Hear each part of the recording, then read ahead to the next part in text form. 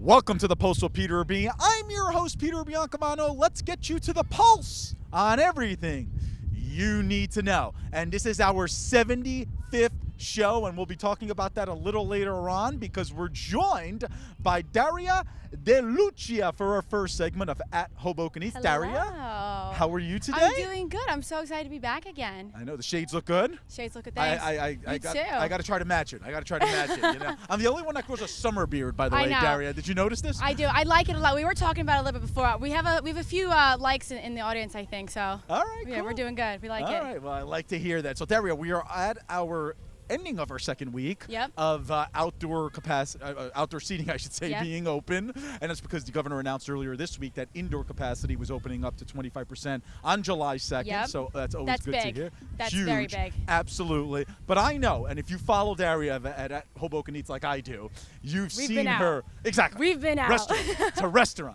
to restaurant. Tell me some of your experiences. Where have you gone, and so on and so forth. Okay, cool. So right off the bat, I think I mentioned this last time I was on. Sorolina was the first spot we went to. Me, Matt, my parents, and I mean, I have to be honest, like I said to you last time, give the restaurants and the wait staff some time to get acclimated to this new normal. We had an amazing experience. We sat outside. The food was, in my opinion, which I didn't think was possible, better than before quarantine. Wow. I'm not gonna lie, they came out, they had a few different things on the menu, and it was pretty cool too. So you sit down at your table, and some restaurants are doing this, some aren't, but Sorolina specifically, they had a little, like a barcode that you could scan from your phone. You just took a picture of it, and then all of a sudden, Safari popped up, and it had the Sorolina menu, which was nice to eliminate any like having to reuse menus or having to get reusable, like ones to throw out, things like that. So that was like a little different twist on on the outdoor dining experience, but Sorolina, fantastic. What did you have specifically? I had the kale pesto, which was at one point a special and is now on their menu. And I told Gabby, the owner, I'm like, you better keep this on the menu. Who was on the show before with you and I, right? Yeah. I go, you better keep this on the menu all the time because it was phenomenal. It was so good. We also had a beet and bean hummus.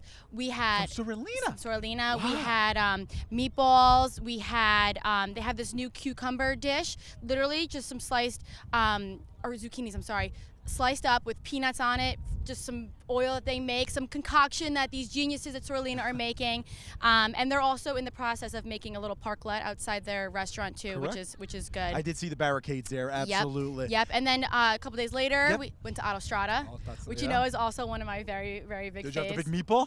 Did not. Oh. No, we did not. But I will have to say though, which was kind of cool. Again, same thing. I even told the chefs. I went in there and I was like, phenomenal job. Like, you guys came out of the gate and they spent some time during quarantine, which you have to appreciate. They spent some time redoing their menu a little bit, tweaking a few different dishes. Very cool. And they have a new chicken dish that I got, which was very, very, very delicious. And they even got new plates and bowls. I mean, it was so good. But we started off with a personal fave, the smashed burrata. You can never go wrong with that. You really can't. Correct. So we started off with that, and it was fun too. I mean, just to give you a little more of the experience, which I've always said Autostrada is a great date night spot because while they don't take reservations and they're BYO, they do have Finnegan's right down the street. And so get a drink at Finnegan's. Exactly. We had an hour wait, and then we just walked down the street, and they had a nice thing set up outside, and it was kind of cool. I mean, you walk in, everyone's like, "What do we do? Like, how do you act in this situation?" But it was nice. They had all the social distancing handled, and it was like a waiter coming to bring you your beer instead of just ordering it up at a counter. So it was nice. And then we walked over to Autostrada and had a great time. You could put yourself on the list at Autostrada before you, and then you can go to Finnegan's for a drink, correct? That's exactly what we did. And then they called me. Yep, Gotcha. They called me when we were at Finnegan's, and we chugged our beer, and off we were for dinner. Then off you went. Yeah. Okay, so what else? Where was the other restaurant? Shepherd and Knucklehead. That was a fun our one. man Joe, we did a segment on him a few weeks ago. Yep. Yeah. I mean, I've said last time too, they were crushed it during quarantine with the lemonade stand they had there. But we actually brought Rigatoni, and he. Of course, our famous dog. Yeah. You can see it on Hoboken. He's been on there. Okay, he also has his own Instagram. Well, yell it out, come on. Dude, it's Rigatoni, like D-O-O-D. Shameless plug, but that's my little baby and I love him. You had the guys behind the cameras melt there. I heard that. Behind the cameras. But he went there. He was there for a little happy hour, and he just chilled. And I mean, I live sort of close to Shep, and they're always packed. Them, Orale, Urban Coal House is jam-packed all the time. Jamming, or I passed by Urban Coal. Even Jam-packed. Baja. I don't know if you noticed Baja Yep. kind of on like the- pushed the tables. in. Madison's, and you go down Bin 14 also, they created a whole, because Bin 14 doesn't have a lot of outdoor area. Correct. And they're right next to the Madison. But Bin 14 actually created this huge parklet. So I think that's great. Now, is the Madison and Bin 14 splitting that parklet, or is that all Bin 14? I don't want to say for sure, but what I was under the impression from what I'd seen, like people were claiming that it was Bin 14. So if the Unbelievable. Madison's using it at all, that So I'm good. not sure. And neighbors yeah. are helping out neighbors. I mean, Yep. you're getting like we said, a Baja. I mean, he's putting his seats in front of Soul Cycle, which is Yep. next to him, and the other side. I saw Napoli's too. I was going to say I didn't want to give a shameless plug to my father, but yes, my I got father you. opened up the outdoor seating to Napoli's in the evening which time. is really, really nice Yeah. too, because and honestly, that doubled Napoli's Capacity. opportunity to Yeah. have tables outside, which not a lot of restaurants get that opportunity, so it's really nice. Exactly. Yeah, absolutely. So now, have you noticed? I know you said you noticed something different with Sorellina in terms of the food and the menus, the disposable menus and things like that. Have you noticed anything from vibes of going there? Meaning, are people being a little more careful? Let's say when they go to the restroom or something like that, passing your table, they put Yep. their mask on. So I will say too, and just to make one call out, from the restaurants that I've been to, every single server has been extremely on it with wearing their mask, their gloves. It's a little hard to keep your distance at all times when serving dinner. But I never at one point felt uncomfortable or anything like that. But I will say for vibes specifically, people just seem happy. Yeah, exactly.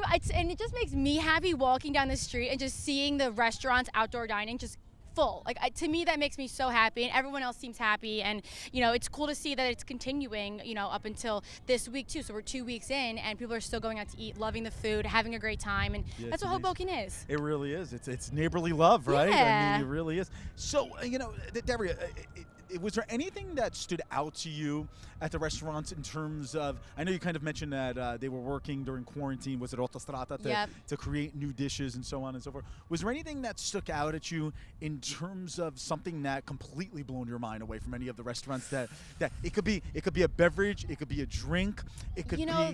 This is less, again, focused on the food specifically, because Mm-hmm. I personally was like, I don't know if I just haven't been out to eat in so long. I'm pretty sure I know all of these Did you dishes. forget how to socialize yeah, one-on-one? I don't know if I've just forgot. I know these dishes pretty well. I'm a repeat orderer. I order the same things all the time. Right. And I was personally blown away by how good all the food was. But I have to say, what I really was most blown away by is how this was kind of dropped on the restaurants pretty quickly to get this outdoor dining up, and they killed it. Killed it. They all got their process in order. They got their parklet set up. They got their little palm trees and their umbrellas. Look at the Malibu Diner. I mean, yeah. Absolutely amazing. Yeah. And it's just nice to see the community coming together, and just from what I've seen, again, I'm no expert. I'm like to call myself a little bit of an expert, but You're an expert. I'm an let me expert. tell you. Okay. At Hoboken East. I just have loved what the restaurants have done, and I give them a lot of credit. So, Deborah, one thing that I noticed is, and you said this, everybody was very happy to be out. I feel like we live in the Northeast is kind of like the most rude area of the country. When I travel down to Dallas for my Cowboy games, I think the people are much, much nicer down there. But, would you say that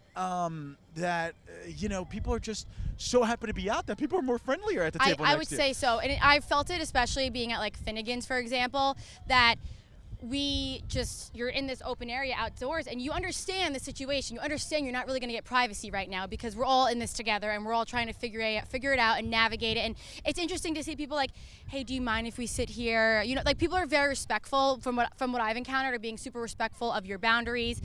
So it's kind of funny to see that. I think people have been indoors for so long that Right. they're like, I don't know you, I don't care who you are, but hey, how's it going? Exactly. How's everything going? I like to hear that. Well, Daria, follow her at Hoboken Eats. And do this She's- rigatoni. And that's correct, of course. Still very, very cute. Thank you for joining us, and we look to have you on in the next few weeks when indoor seating reopens. Yep. And you can give us a little bit of a breakdown regarding that. Folks, we will be right back with Josh Sotomayor-Einstein. Peter Biancamano, your hostess with the mostest of the Pulse with Peter B. Folks, don't forget to visit our Facebook page at the Pulse with Peter B, and make sure you like and follow us on there. We're constantly updating that page with new information. And also, on Instagram. For all you grammars out there, make sure you follow us there as well. We're constantly putting these really cool stories, previewing all of our episodes. And if you don't want to DM us through our Instagram or message us through our Facebook, you can always email us. And that's at thepulsewithpeterb@gmail.com. We look forward to hearing from you. Welcome back to The Pulse with Peter B. And this is our Politics with Peter B segment. And it's a segment that I've been missing from the past few weeks. We've had a bunch of guest hosts, but I'm glad to be back in the host chair for this segment. And joining us, a person that's not been missing, is our political analyst, and that's Josh Sotomayor Einstein, looking snazzy and casual at the same time. What type of look is this? It's too hot for a button-up look, but I'm glad that you're glad to be back. Exactly. You don't seem too glad, though. You don't seem too excited about that. I generally don't say things I don't believe. So. Okay, good. Generally, that is, folks. Well, Josh, I had to come back in this chair because in a few weeks' time, we do have our primaries coming up in the state of New Jersey. And, of course, Governor Murphy moved our primaries. It's normally the first Tuesday in June, and it is now the first Tuesday in July. On Tuesday, July 7th, Democrats and Republicans are going to the polls. We're going to skip over the presidential race because that's pretty much settled with the two nominees at the top. But are there any interesting races that you're looking forward to in the primaries? Well, so before we skip over the presidential, I just think it's important to point out that because there was a lot of progressives and Bernie supporters in Hudson County, the HCDO, the Hudson County Democratic Organization, months ago said that they would have an open-style primary, right, where there wouldn't be people bracketed together under columns. And then when push came to shove, they bracketed everyone that they wanted under Biden, and they spread out everybody else across the ballot. So it's the same old Hudson County Democratic but in column machine. B this time. Usually it's column yes, because A. the columns are done at random. Right. So yes, so there's. But the bracketing is not. There's a candidate that's anchors every bracket. And that's how they determine where they end up on the ballot through random lottery, and then people bracket underneath that candidate. Right. So the HCDO went back on its word. No shock there. It's a horrible machine. But in other races, you have against Congressman Albie Osiris in the Democratic primary. He has a spirited challenger. Whose name currently just went out of my head. Hector Asuega, I believe his name is. There's two challengers, but I think you meant Hector, correct? He is the one that has garnered some media attention and has some push behind him. He volunteered with AOC just across the two rivers. Ocasio-Cortez, who of course is the congressman in New York. Yeah, radical far-left congressman. The way Josh likes it. So that is definitely not something I would say because it is not the truth. Everybody knows Josh is national. But what's interesting there, or what's fun to watch anyway, I mean, I doubt any of you watching have any inkling that I'm a Democrat, because I'm not. But what's interesting as an outsider looking into the Democrats fighting with each other is that both Congressman Sires and his challenger Asuega have accused each other of being Republicans, yes, as if that's like the biblical version of being a leper. So it's just interesting, the mudslinging that's going on there. And then recently in town in Hoboken, in terms of the freeholder race, the Democrats, you have what's his name? Anthony Romano. He's really bad with names. So Anthony Romano represents all of Hoboken and parts of Jersey City Heights. I apologize for being horrible with people's names today. I don't know what came over me. Possibly the fumes from the Hudson River. That could possibly be it. But he also has a spirited, I wouldn't say spirited challenger, but an interesting challenger, correct? Well, yes, Ron Batista is always spirited in everything he does. He's also always wrong in everything that he does. It's not that I have any love affair with Freeholder Romano. I am friends with him. Policy-wise, we don't see eye to eye. He's the type of Democrat that you can still go to dinner with and disagree with. Whereas Batista is the type of Democrat that you could hang out with, but you want to drill a hole in your head because all the things that he believes are insane. Whether it's advocating for less cars because cars are apparently the devil, or tons of policies would just raise the cost of living and reach into people's pockets. Batista is out of touch. But you know what? I give him credit because he has a ton of heart and he never gives up and he never surrenders. And you have to respect that, even if you disagree with his insane platform. We're going to get a little hyper-local here, But do you think Ron Bautista is becoming the male version of Pat Waders? Ron Bautista is now running. He's run for mayor before. He's run for third ward councilman. Now he's running for freeholder.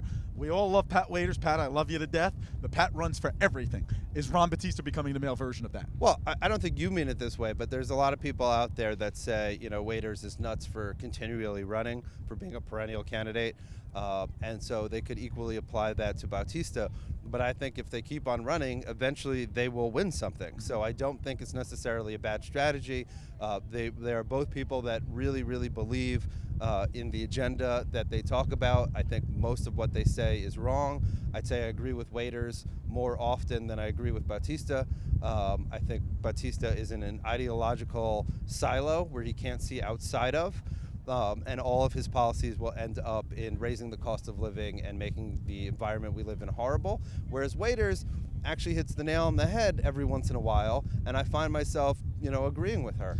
But not so often, but enough that it's like, oh wow, I'm surprised here. Happily surprised. I agree, and it's interesting. The two races you brought up, which is definitely the two most interesting races. Of course, there's also a Senate race on there, but you brought up the congressional race and you brought up the freeholder race. You really do have a longtime Democrat in Albio Series, Congressman Albio Series, and Anthony Stick Romano, going against the AOC Democrats, as we like to say, the far left Bernie bros, as they like to call themselves. And people would say that a lot of the ideas are radical coming from Bautista or Hector Asuega. Has anything that you have come across been radical from either of those two candidates? So I'd say the general drift in the Democratic Party is to the left. When we look, the difference between, let's say, a Bautista, Asuega, or and people like Albio Sires is that Albio Sires is a follower, not a leader. And these people are leading in that they're pushing an agenda. Now, the agenda is bat crap insane, but they're still leaders in terms of pushing an agenda that has particular policy goals that will result in the destruction of the United States of America. Albio Sires, not a leader, willing to go along with whatever gets him elected, and his actual record in all his years in Congress is, I think maybe he's sponsored 4 bills, mostly to rename things. Yeah. So and I think he's been in there over 20 years, at least. So we're not talking about someone that's willing to take a chance on anything. But it's interesting to watch the Civil War in the Democratic Party.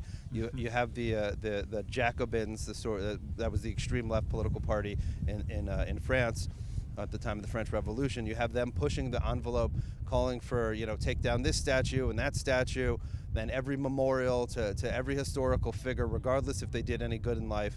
And then you have the Democratic office holders trying to play catch up and saying, yes, I agree, after weeks of them not agreeing. But that's interesting because I believe Ronald Bautista was sponsoring something you just said. We do have Columbus Park here in Hoboken, and we don't know if he's behind it or I don't know if you have insider information. You are a political analyst on the show.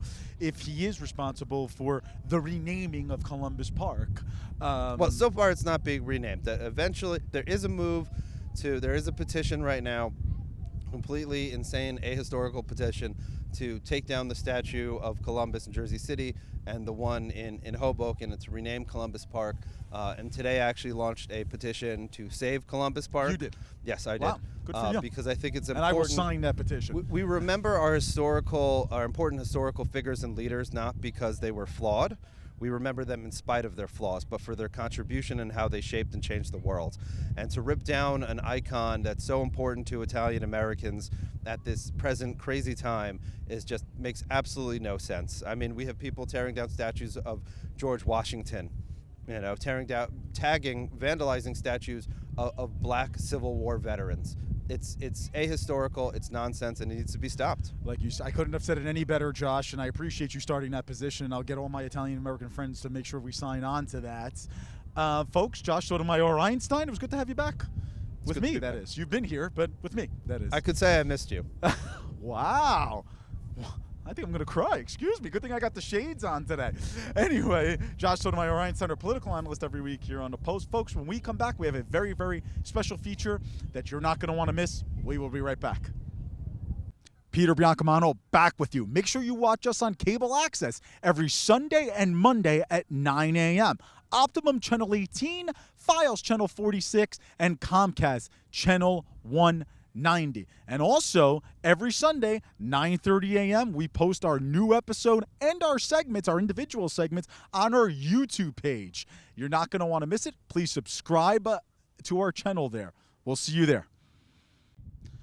Welcome back to the Pulse with Peter Urbina. I'm your host, Peter Biancamano, and as mentioned last segment, we do have a very, very special treat for you, the viewers out there. We have reached our 75th episode of The Pulse, and I couldn't be any more excited. You can possibly hear it in my voice, and you're going to want to stay tuned for a highlight reel of some of our best clips from the past 74 episodes.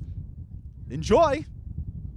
We are starting to cover Seton Hall men's basketball, and joining us for our inaugural show is the master of ceremonies for any type of sports picks, and that is Mr. Matt Waymeyer, former NBC sports reporter and News 12 sports anchor, and more importantly, Pulse Sports Insider. Absolutely. Matt, what's going on, brother? I am thrilled to be back, and like you said, what a backdrop we have. Seton Hall basketball, number 13 in the country. It's going to be a packed house at the Prudential Center. We're 14-1. They were plus 1,400 with that hot streak, with the 14-1 to win the playoffs? to get into the playoffs, to make the playoffs. You know, that's okay. Yeah. I mean, I got to be specific here Right, too. yeah, I mean, listen. it gets confusing with all the numbers. Trust me. Yeah, and you're newer My to brain this is thing. spinning around right here. But you know what we're learning here, folks? I think it's because of the rice balls that are coming out. Let's go with those rice balls. There's something smells great back I there. know, man. Oh, man. Hey, listen, you're more than welcome to stay here. Yeah, We're going to have Krista meatballs, joining I'm ready us to in a go. little bit. I'm getting hungry talking about all this. Back with Matt Davies of MMAweekly.com. And Matt, this is kind of softer than I thought it was going to be. Well, how about I pick you up and slam you on your head and see if it's still soft? Let's do it. Should we do it? Don't tempt me. Exactly. All right. Well, probably won't be that soft, especially when you're hitting the steel behind us. I mean, this is a really, really cool experience. What a show tonight. Lizette Vega to the Hoboken Housing Authority. Lizette is a 20-year employee of Interstate Development. Your last campaign for mayor in 2017 received a $5,000 donation from Iron State. Now, of course, one thing I'd have to mention is this happens all the time in politics. You know, it doesn't necessarily mean that there's any irregularities. However, should you and Councilwoman Falco, who ran on your ticket and won that year, have recused yourself from that vote? It's a great question. It was brought to my attention that there may have been a donation from an associate of Iron State. It was not a direct donation from Iron State. Is unwilling to add more buses to the 126 line.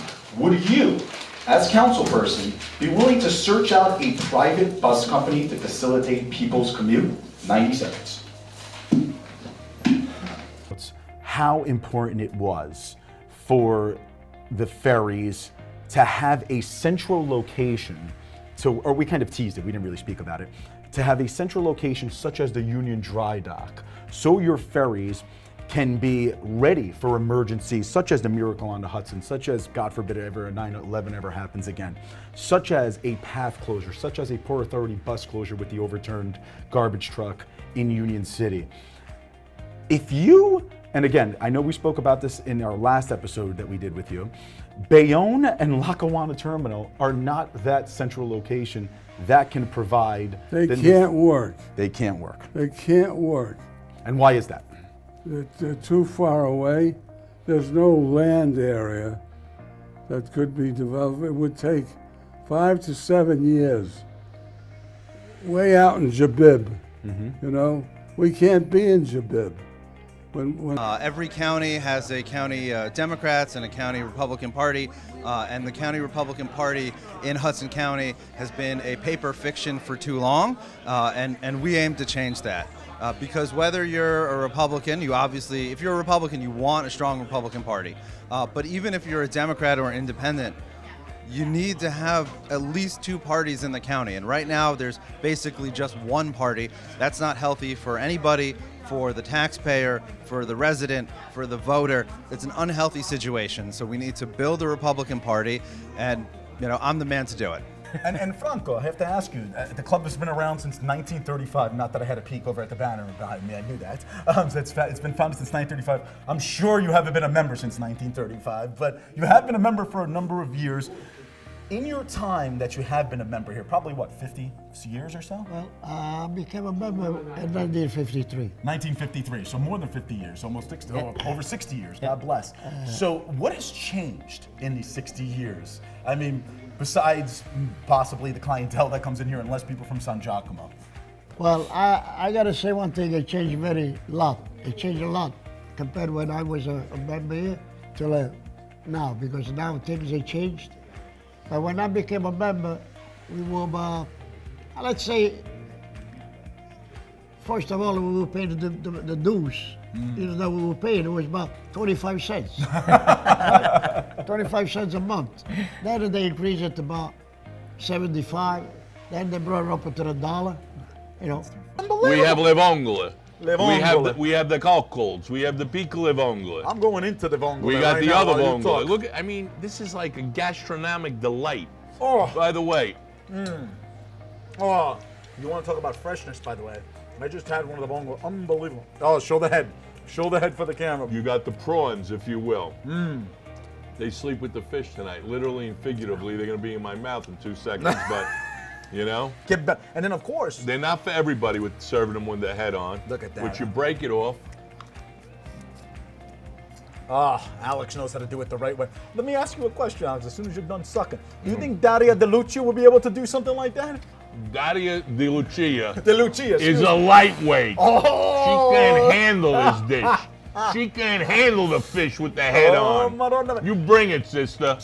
Ladies and gentlemen, welcome to the Pulse with Peter B.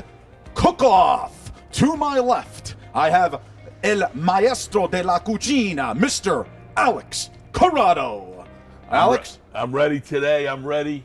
I'm the Golden Fork winner for many years in Little Italy, and I'm ready to take down this amateur. Oh, and to my right, she's the queen of all Hoboken foods. From that Hoboken Eats, Daria De Lucia. Daria? I'm ready to bring down this Golden Fork winner. Whoa. Contest is the challenge accepted by each of you. Yes, it is, my friend. It's on. It's on like Donkey Kong. Alex is going to start first. Let's head inside. Guys, look at what we have here. This is the grand finale. Look at this beautiful pizza from Pizza Vita. I mean, could it get any more beautiful? Here we have vodka sauce pizza with homemade mutts, with basil that they actually picked from their garden. I mean, does it get any better than that? I don't think so. Let's give it a taste and see how it is.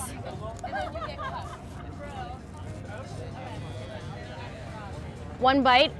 You guys know the rules.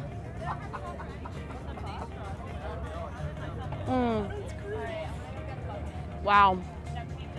So, we did the Mac and Cheese Fest here. Yes. We've done many other festivals. I have. What do you think separates the Pizza Fest from all those other fests? I just feel like pizza is like its own language. Like everyone likes pizza. Exactly. So. And it looks like you got like a little bit of an everything pizza going I on do. there. If you want to duck it down for I the do count. like pizza with a lot of toppings, so that's really gonna win me suits over. You well. Yes. And I never made a pizza in my life. No, but you look apparently- amazing. I This do. is like You this hear is that, a, folks? This is a look.